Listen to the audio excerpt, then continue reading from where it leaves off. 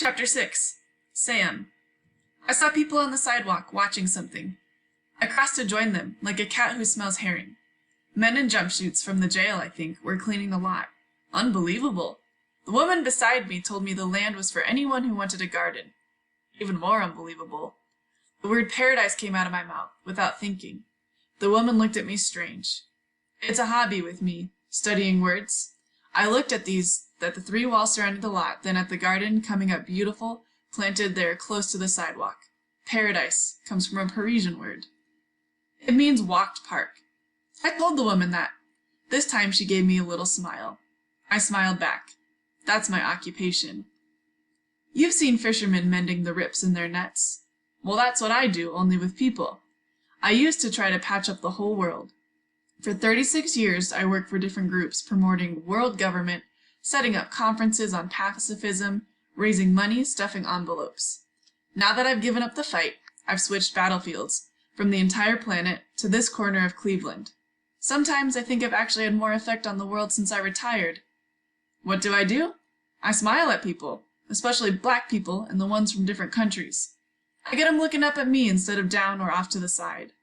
I start up conversations in lines and on the bus and with cashiers. People see I'm friendly, no matter what they've heard about whites or Jews.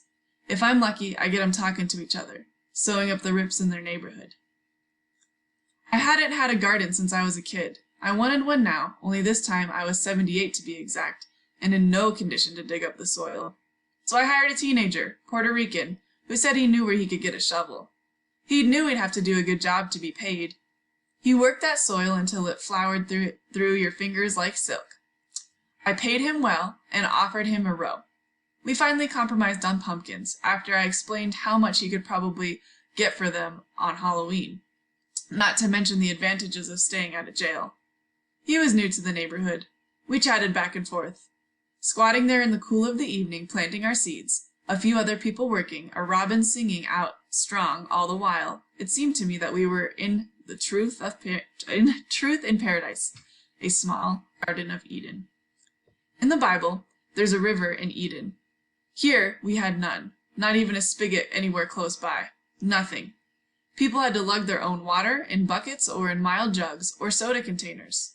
Water is heavy as bricks, trust me, and new seeds have to always be moist. And in all of June, it didn't rain but 4 days. The result?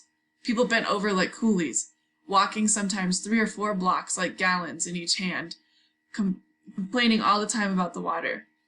Mine I had hauled by a 3rd grader with a wagon. The contest I started came later. Water aside, we had other problems. People in the garden told friends and relatives. The lot was big, there was plenty of room. But newcomers joined, at least at the beginning.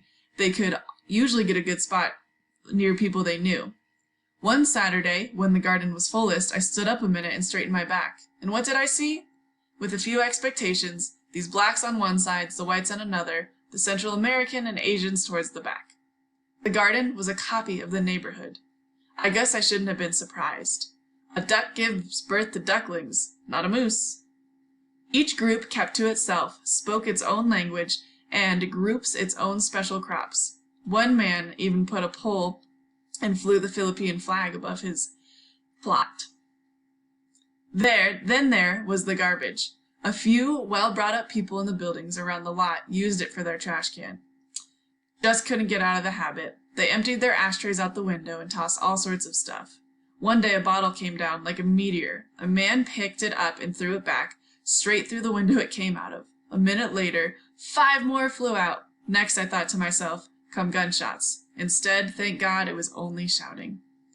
That crazy homeless man, the one who used to sleep on the broken-down couch, he also missed the lot being a dump. He showed up, saw his couch had been taken, and started ripping up people's plants.